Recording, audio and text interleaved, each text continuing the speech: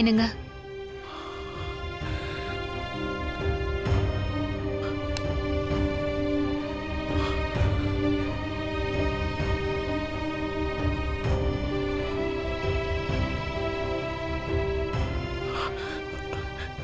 ஜானகி,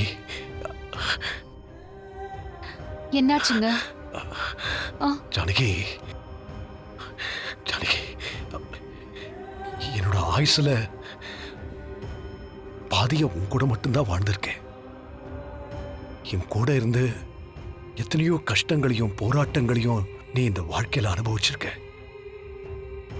இது அத்தனையுமே தாங்கிக்கிட்டு ஒத்த ஆளா நம்ம குடும்பத்தை நீ காப்பாத்திருக்க. இந்த குடும்பத்துக்குள்ளேயும் குடும்பத்துக்கு வெளியிலையும் நான் எவ்வளவு சாதிச்சு ஒரு ராஜா மாதிரி வாழ்ந்திருக்கேன் அப்படின்னு சொன்னா, நீ என் கூட ராணி மாதிரி இருந்து பார்த்துக்கிட்டதுனால மட்டும்தான். அதோட மொத்த பெருமையும் ஒண்ணு மட்டும்தான் வந்து சேரும். இதுக்கெல்லாம் நான் என்ன கைமாறு செய்ய போறேன்னு எனக்கு தெரியல. என்னங்க, இன்னைக்கு பஞ்சாயத்துல தீர்ப்பு எதிரா வரும்னு யோசிக்கிறீங்களா?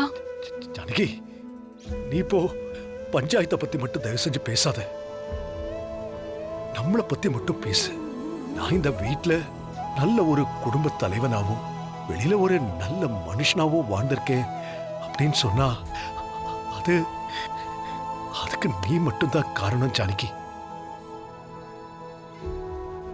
ஆனா இன்னைக்கு என் மேல இப்படி ஒரு பழி விழுந்திருக்கு. அந்த பழிய நீ நம்பலன்னு எனக்கு நல்லா தெரியும். என்ன புரிஞ்சுக்கிட்டதுக்கு